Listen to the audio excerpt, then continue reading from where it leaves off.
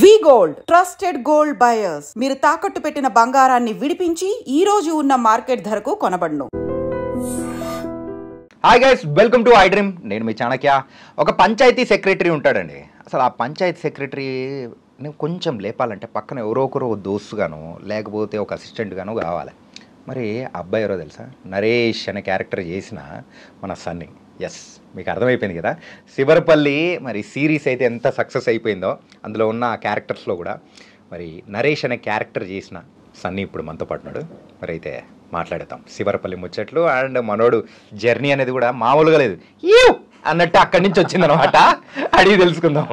Hi Sunny. Hi అన్న, ఎలా ఉన్నావు? ఐఎమ్ గుడ్ అన్న. ఏంది ఈ కథ ఏంది?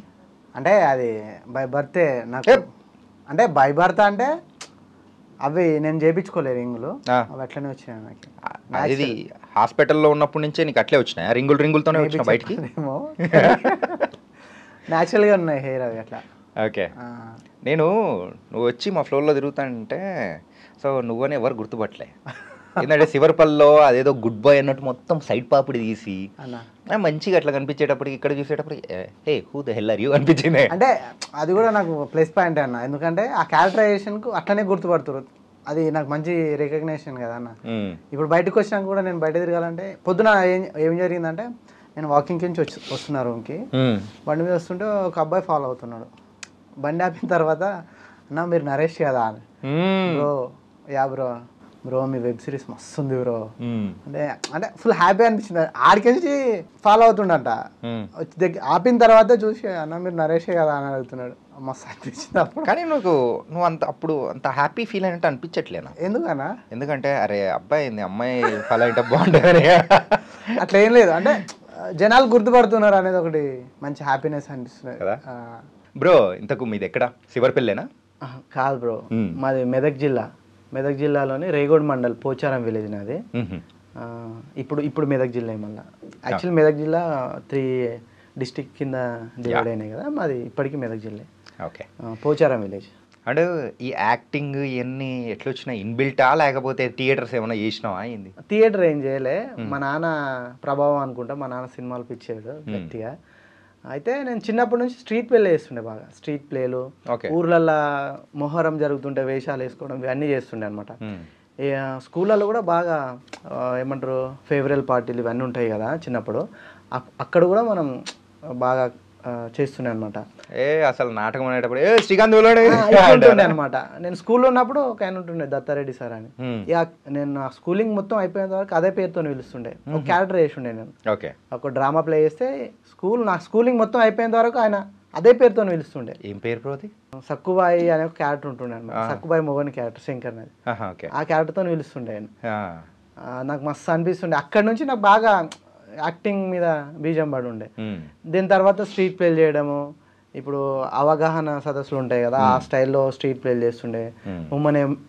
ఉమెన్ ఎంపవర్ అంటుంటారు, ఉమెన్ మీద ఉమెన్ చదువుకోవాలా, ఇట్లాంటి స్ట్రీట్ ప్లేలు చేస్తుండే.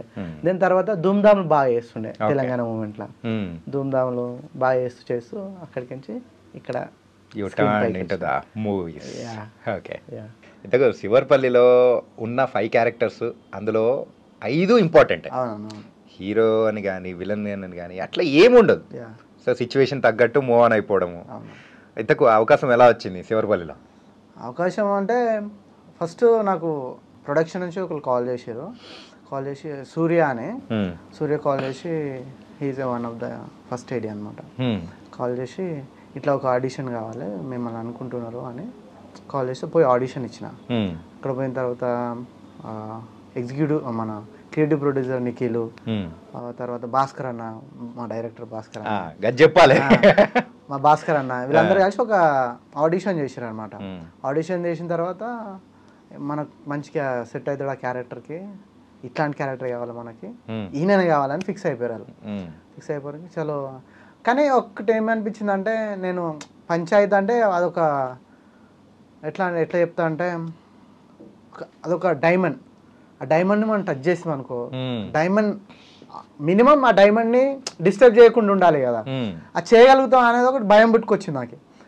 భయం పుట్టుకొచ్చి నేను చెప్పిన వాళ్ళకి, అన్న నేను మళ్ళీ అదొకటి ఆ డైమండ్ని మనం టచ్ చేస్తున్నాం, మళ్ళీ తిట్లు అయితే పడం కదా బయట జనాలతో. అన్న కోటీశ్వరులు అమ్ముతాము లేకపోతే ముఖార్లు అమ్ముతాము అని చెప్పేసి అనుకున్నా. అంతే కదా అన్న, ఎందుకంటే అది మంచి సిరీస్, నా ఫేవరెట్ సిరీస్. ఇంకా దాంట్లో ఎవ్రీ క్యారెక్టర్ నాకు మస్తు ఇష్టం అనమాట. అని నా దగ్గరకు వచ్చినప్పుడు అదే అనిపిస్తుండే, అయ్యా నేను ఆ క్యారెక్టర్ నేను న్యాయం చేయగలుగుతాను అసలు అని బాగా ఒక అది ఉంటుండే. దీని తర్వాత డైలీ 2-3 సార్లు ఆఫీస్ పిలిపించిన తర్వాత ఆడిషన్ చేస్తున్నారు. ఆడిషన్ చేస్తున్నప్పుడు ఇట్లా కాదు ఇట్లా చేయాలని వాళ్ళు బాగా నన్ను అంటే బాగా రాసిరు అనమాట. ఐ మీన్ తయారు చేసినారా ఇట్లా అంటుంటే అరే ఏంది ఆడిషన్ కని పిలిచి ఏమైనా బోకులు తోమించారా అనుకున్నా. అట్లా అట్లా చేసిరు. మొత్తానికి ఇక భాస్కర్ నచ్చి ఆ క్యారెక్టర్కి పెట్టుకున్నాను. Nice bro. అంటే దీనికంటే ముందు దొరసాని చేసినావు, దొరసానిలో ఫ్రంట్ రోల్ అట్లా చేసినావు. ఎక్కడ ఫస్ట్ మూవీ ఏది? ఫస్ట్ మూవీ దొరసాని అన్న, మన ఆనంద్ దేవరకొండ శివాత్మిక రాజశేఖర్. అది కూడా అట్లనే వచ్చింది ఆడిషన్ వల్లే. ప్రదీప్ అని మా అన్న ఉంటాడు, ప్రదీప్ మంకు అని మా అన్న ఉంటాడు అనమాట. అయితే ఒకసారి ఆఫీస్కి అని పిలిచిరు అనమాట. అక్కడ ఆడిషన్ ఇస్తే డైరెక్టర్ ఫస్ట్ ఒక ఆడిషన్ ఇవి నీకు నచ్చింది నీకు వచ్చింది అంటే నేను ఒక ఆడిషన్ ఇచ్చిన. ఆడిషన్ ఇస్తే ఇది కాదు ఇంకోటి ఏదన్నా ఇవ్వంటే అది ఇంకోటి కూడా ఇచ్చి చూసిన అనమాట. ఓకే బాగా చేస్తున్నావు నువ్వు సెలెక్ట్ అని అనేసరికి నేనేంది ఇంత పెద్ద సినిమా ఆనంద్ దేవరకొండ అంటారు, మళ్ళీ రాజశేఖర్ వాళ్ళ కూతురు అంట హీరోయిన్, నేను ఎక్కడో వచ్చిన పల్లెటూరు నుంచి వచ్చినా కదా నాకు కూడా ఇట్లాంటి క్యారెక్టర్ ఇస్తారా అనేది ఒకటి. అప్పుడు ఆయన నమ్మలే అసలు.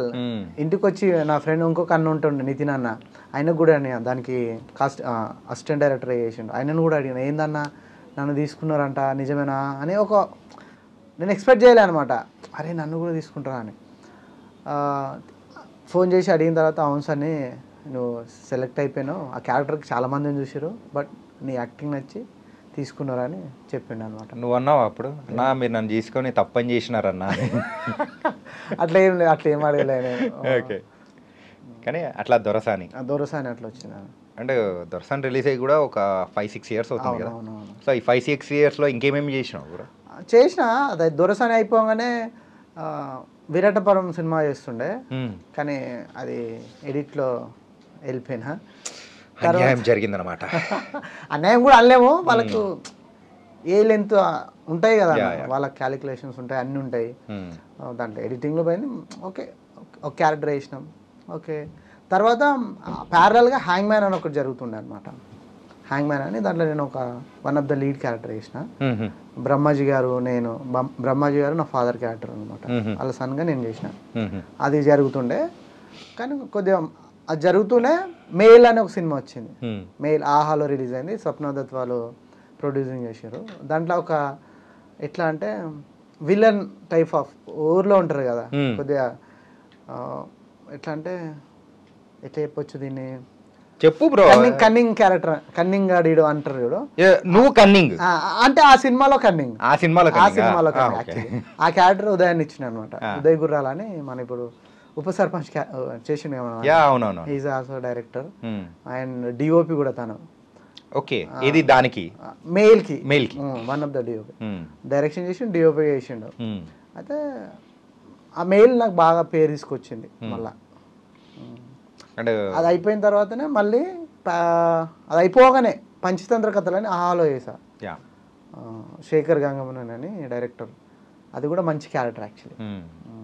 కానీ ఫిల్మోగ్రఫీ ఒకసారి మొత్తం చూసుకుంటే నీకు మాత్రం మంచి పేరు తీసుకొని వచ్చింది శివరపల్లి. నరేష్ అలా ఒక్కసారి వేసాడు. ఓకే,